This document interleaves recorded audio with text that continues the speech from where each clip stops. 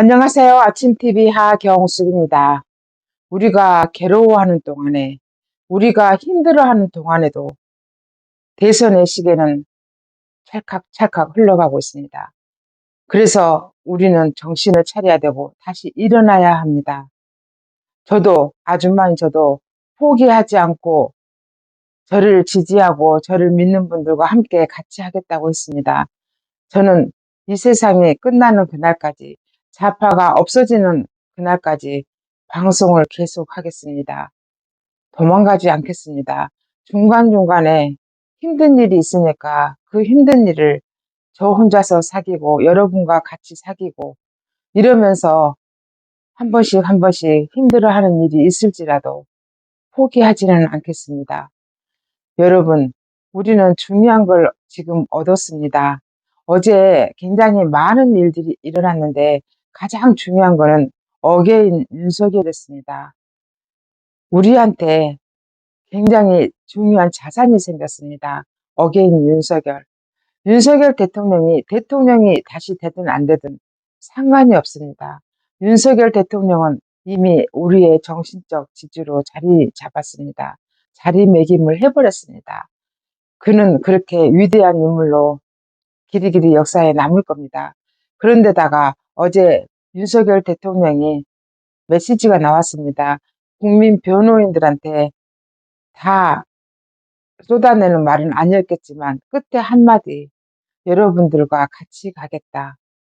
윤석열 대통령도 목숨이 붙어있는 그날까지 우리 국민들과 같이 갈 것입니다.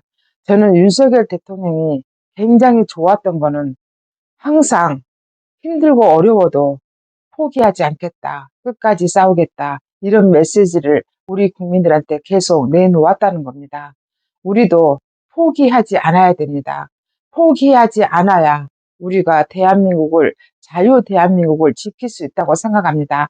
그러니 여러분들도 포기하지 마시고 괴롭고 힘든 일도 어제로 끝내고 오늘부터 다시 가야 합니다. 왜냐하면 대선의 시계가 우리의 의지와 상관없이 찰칵찰칵 흘러가고 있기 때문이고, 저들은 똘똘 뭉쳐서 가는데 우리는 언제까지 힘들고 괴로워해야 하겠습니까? 그래서 우리가 어떤 사람을 원하는지, 어떤 사람이 대한민국을 다시 짊어지고 가야 하고 윤석열 정신을 이어나갈 사람이 누구인지 우리는 그 사람을 찾아내야 합니다. 많은 사람들한테 물어봤습니다. 그분들도 저하고 비슷한 생각을 하고 있었는데 단 하나, 중도 확장성이 안 된다, 그래서 고민이다, 이런 말들을 하셨습니다. 근데 우파의 후보로 나온 사람들은 누구든 중도 확장성은 안 된다고 생각합니다. 왜냐하면 이미 그들은 프레임에 갇혔기 때문입니다. 꼴통, 보수 다 그렇게 갇혀 있습니다. 그렇기 때문에 중도 확장성은 누구도 안 됩니다. 단 하나, 윤석열 대통령, 어게인 윤석열, 그렇게 부르짖는 2030들은 누구를 지지할까? 저는 우리의 정신적인 지주인 윤석열 대통령은 누구를 지지할 수 있을까? 저는 답을 냈습니다. 마음속으로 답을 낸 그 답을 여러분들과 같이 공유하고자 합니다. 저는 그분을 김문수 장관이라고 말하고 싶습니다. 김문수 장관은 많은 사람들이 알고 있듯이 융통성이 없을 수도 있지만, 하지만 그분은 옳고 그름을 판단할 수 있고 바른 길이라면 누구에 굴하지 않고 갈 수 있는 사람입니다. 지금 대한민국에는 그런 지도자가 필요합니다. 꿋꿋하게 자기의 길을 갈 수 있는 사람, 그 대신 청렴 결백한 사람, 그래야 이재명이를 이길 수 있기 때문입니다. 이재명한테 대항해서 나올 수 있는 좌파 쪽의 후보는 아무도 없을 겁니다. 이재명은 유일 독재 단일 후보입니다. 이재명이를 보고 있으면 딱 북한을 보고 있고 중국을 보고 있다는 생각을 하고 있습니다. 권력은 잔인하게 쓰는 거라고 그는 말했습니다. 얼마나 잔인하게 쓸 거면 그렇게 대놓고 말을 합니까? 무서운 사람입니다. 그 사람은 공산주의를 실천하고 말 겁니다. 그나마 1%, 2% 넘어가지 않은 자유민주주의 국가를 아작을 내버릴 사람이 이재명입니다. 그래서 우리는 그 이재명으로부터 대한민국을 지켜야 되는데 생각이 바른 사람, 절대로 옆길로 새지 않을 사람, 우리는 그런 사람이 필요합니다. 타협 아닙니다. 타협을 해서 공산주의에 바로 박차를 가할 수 있는 그런 사람을 여러분들 뽑겠습니까? 아니지 않습니까? 자유 대한민국, 자유민주주의를 지킬 수 있는 그런 사람을 우리는 뽑아야 됩니다. 저는 김문수 장관을 다시 보는 이유는 그가 하는 행동 때문입니다. 제가 아는 사람들 중에 다른 사람들도 또 있겠습니다. 우리나라에는 민주화를 했다는 이름으로 보상금을 타간 사람들이 굉장히 많습니다. 거의 다입니다. 하지만 제가 아는 많은 사람들 중에 민주화 보상금을 거부한 사람들, 저는 그 사람을 딱 세 사람을 알고 있습니다. 더 있다면 여러분이 댓글에 남겨주시면 됩니다.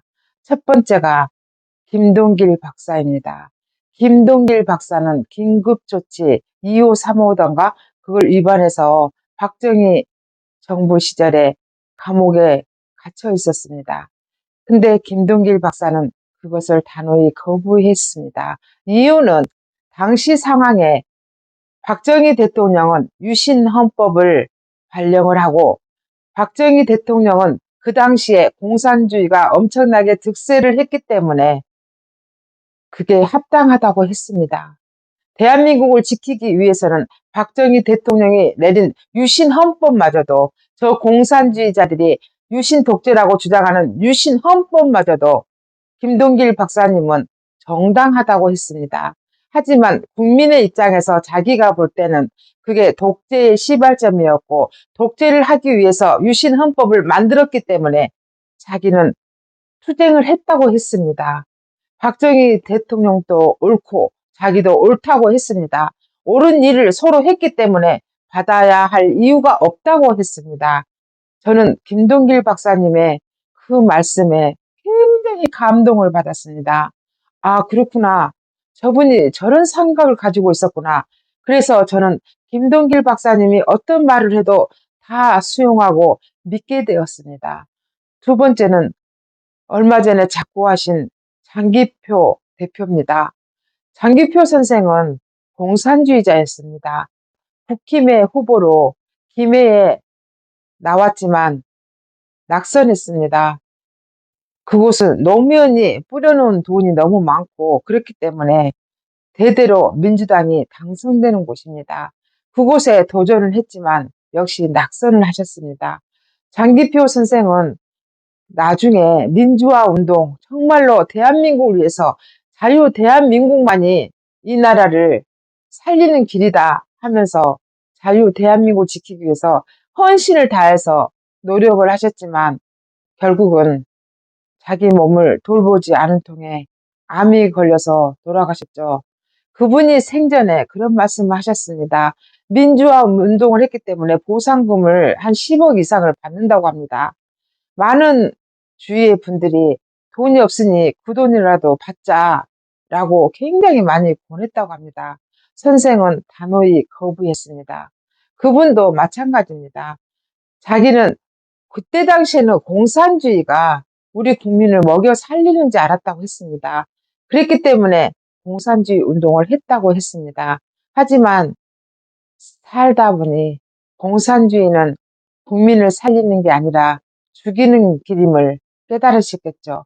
그래서 자유민주주의를 지켜야겠다고 국힘에 가입을 하고 국힘 의원으로서 정당화 활동을 하고 싶어서 국회의원에 나왔지 않았겠습니까?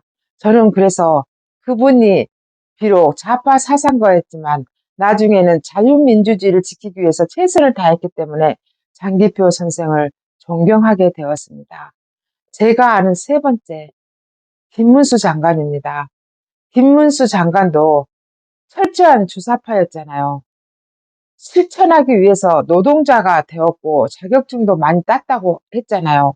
그런 김문수 장관이 자유민주주의를 지키기 위해서 나중에 생각이 바뀌었고 전향을 확실하게 한 사람입니다.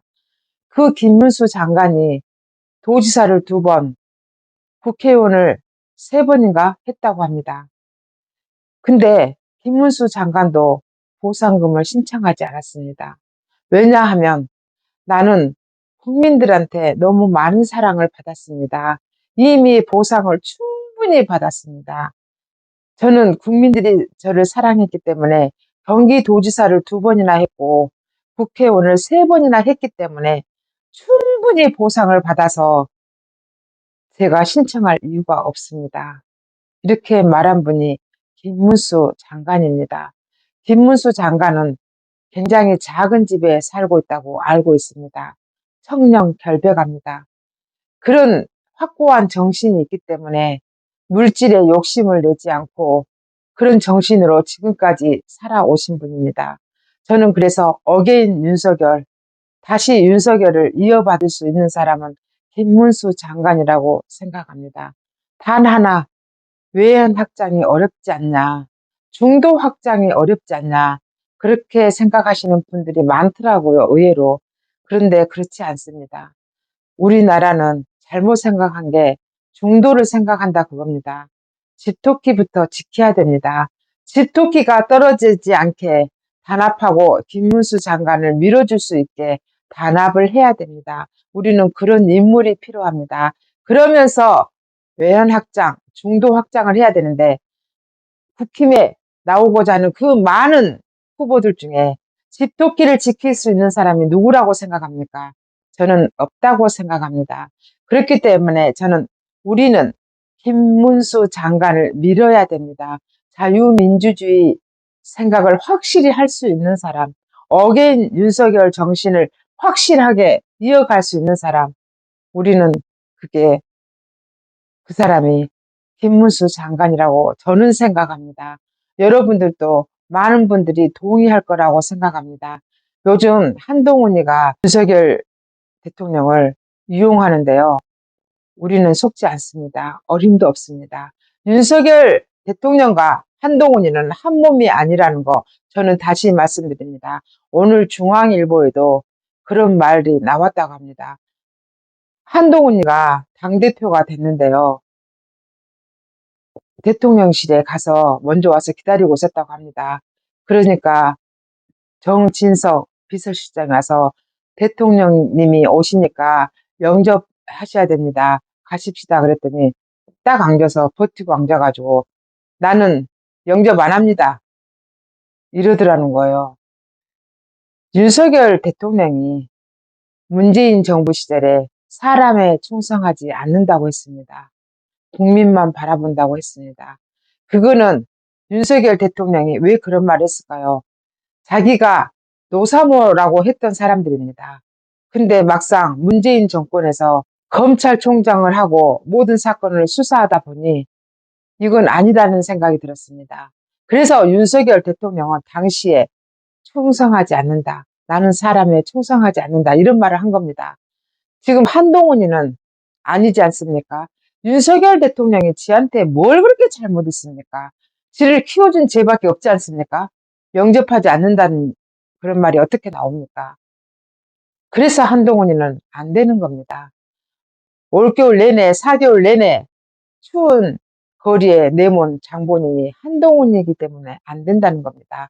이제 와서 국민들이 윤석열 정신 어게인 윤석열 이러면서 똘똘 뭉치니까 광화문 세력들이 똘똘 뭉치니까 그 세력들을 다 가져가기 위해서 윤석열 대통령을 팔아먹어.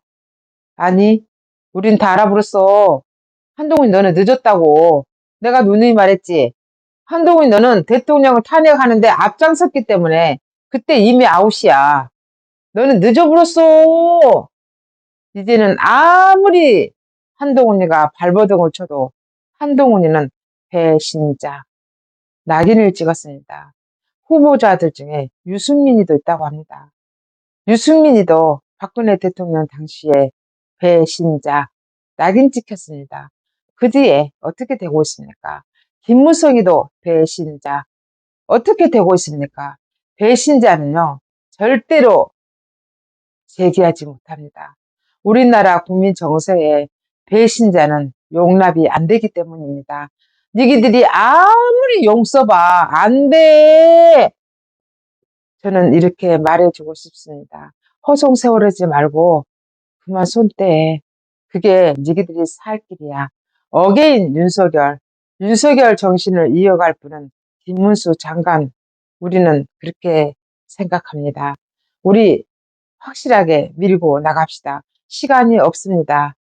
저는 그래서 김문수 장관을 어게인 윤석열 정신에 딱 맞는 분이라고 생각합니다.